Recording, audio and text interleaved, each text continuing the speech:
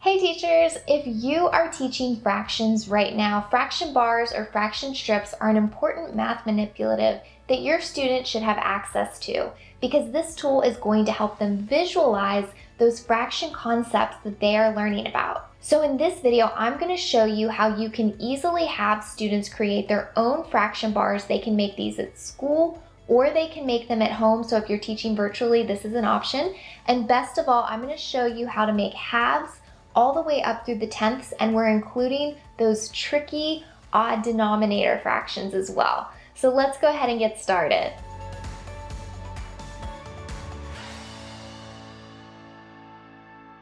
All right, like I said, your students can make these fraction bars in the classroom or at home. If they're making them at home, there's just 4 simple materials that they're gonna need. They just need a piece of paper. It doesn't matter if it's white paper, construction paper, colored paper, just 8.5 by 11 piece of paper.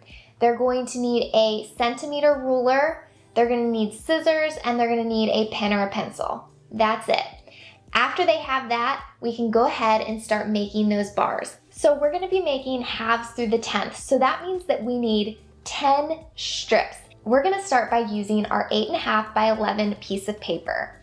So to create your 10 strips, what you're going to do is you're first going to roll this piece of paper into an S. And when you do this, it is very, very important that you do it long ways, like a hot dog. If you do it like a hamburger, this isn't gonna work because we are going to take some measurements when we do this. So the first thing you're going to do is you're gonna fold like an S, and then you are going to push it down. You wanna try to keep everything as even as possible, and you want to try to make as good of creases as you can because we're gonna be cutting along each of these lines in just a minute. Okay, after I have folded it into an S and pushed everything down, I am going to fold all of this in half. Once again, you want to try to line it up as evenly as possible, and you want to make another good crease. And then we're going to fold it in half one last time, lining it up and making a really good crease.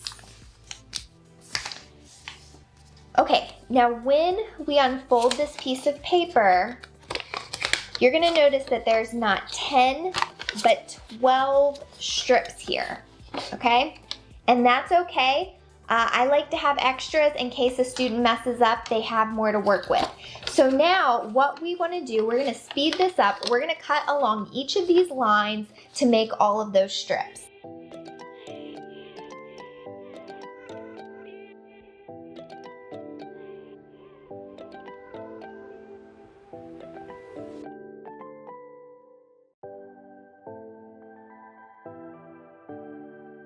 Okay, so I have got all of my strips, and it's a good thing I made extras because I messed up on one. You can see I took a big dip out of it, so that's a good thing I had extra. I can just throw this one away.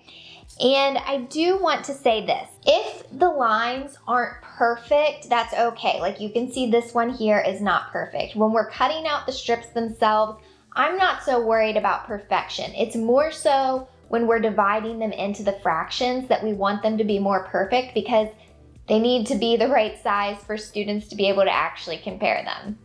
All right, so now what we're gonna do is we are actually going to turn these into our fraction bars. I always just leave one hole and I label that one 1. This gives students something to compare all of their other fractions to.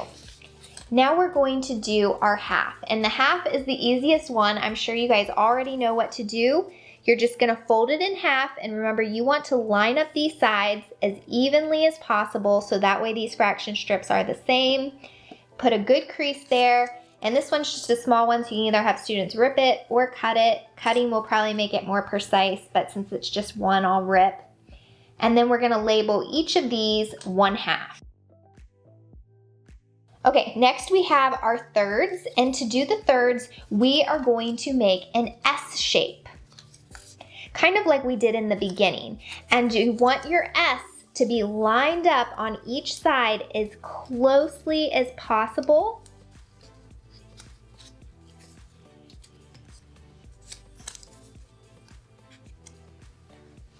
You can see I've got an S shape here, and we're just going to push it down.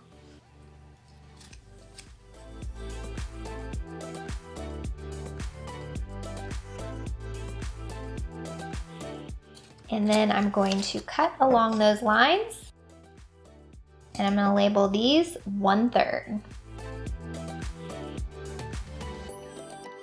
All right, next we've got our fourths. This is an easy one. You're just going to fold in half, lining up those edges.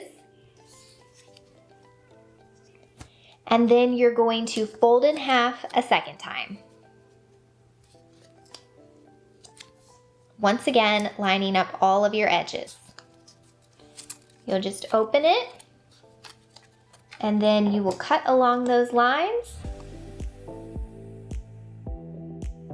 We will label these 1/4, and I just realized I wrote 1/4 on this one. I'm going to change it to 1/3 and then write 1/4 on each of these. Okay, next we have fifths, and this is where the ruler comes into play.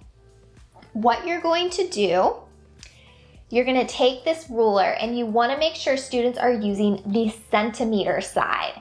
Now this is a great skill because it's going to get your students practicing measurement at the same time that they're working on fractions. So make sure you are using your centimeter side. You're going to line it up at the edge, and you are going to have your students find 5.6 centimeters on the ruler, and they're going to make a little dot where 5.6 centimeters is. You can see I've got a little dot right there. Okay, so now I'm going to make my very first fold at the 5.6 centimeter mark. And then I'm going to use that as my basis for folding everything else. So I'm just going to keep folding back and forth, nice and even along those edges until I do not have any more paper to fold. And you'll see when I open, I have 5 strips to cut out, or 5 pieces. Now we do want to try to get these as even as possible, but it's going to be hard to make them absolutely perfect. So we've gotten them pretty darn close,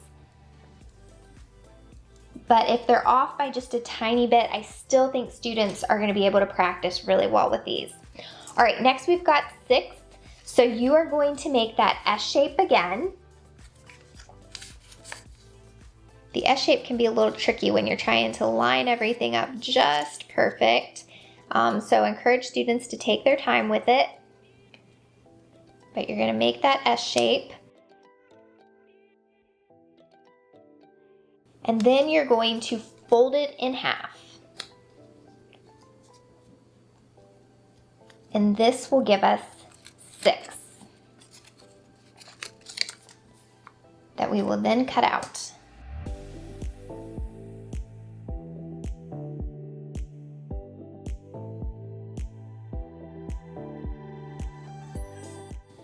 Okay, next we have sevenths, and we are going to use our ruler again.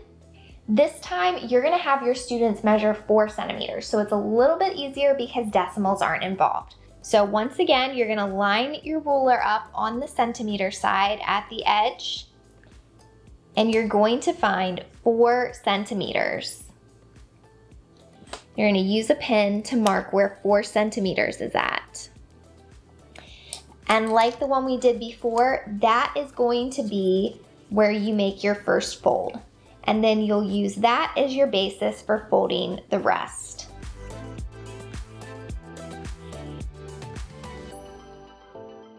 All right, we've got 7, and we're gonna go ahead and cut these out.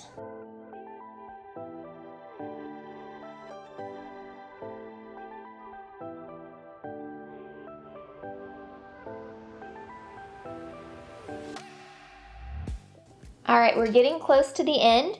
Next we have eighths. This is another easy one. You're just going to fold in half. Remember, this gives you halves. Then you are going to fold in half again. So give you fourths. And then we're going to fold in half one more time. And this will give you eighths.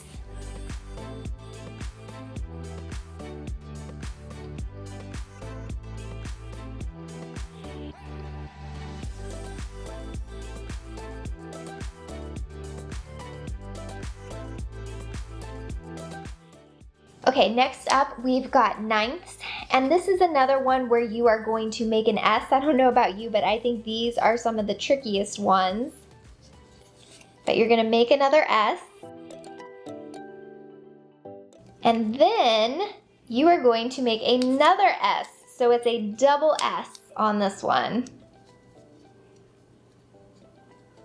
I personally think this is probably the trickiest one to make. At least for me. Okay, there we go. We've got a double S, so we can go ahead and open it up. And there are our ninths.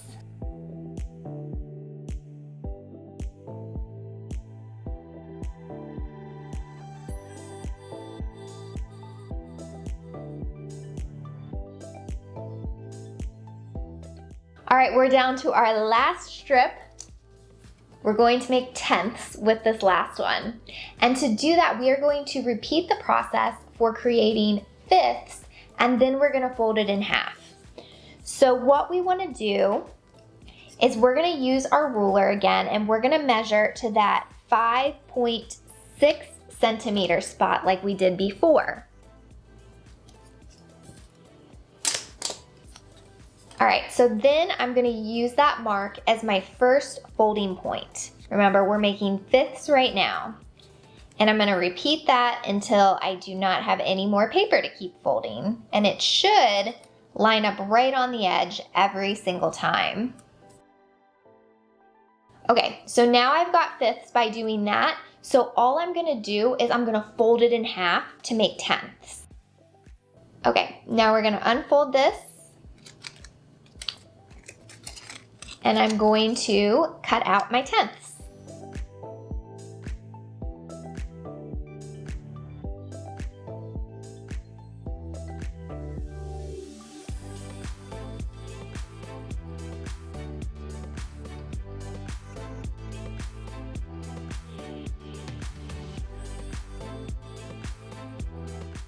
So that is how you create fraction bars, starting with one whole, then going to 1/2 and moving all the way through 1/10. I encourage you guys to have your students keep these in a Ziploc bag, and feel free to share this video with your students or your students' parents so that way they can create these fraction bars at home and have an at-home manipulative that they can use to help them practice fraction skills. Now, after you finish creating your own fraction bars, make sure to like this video and subscribe to my channel. I upload new videos every single week. We've got another exciting fraction video about teaching fractions virtually that's going to be coming out next week. I don't want you to miss out on any of those videos, so make sure you're subscribed. And until next time, happy teaching!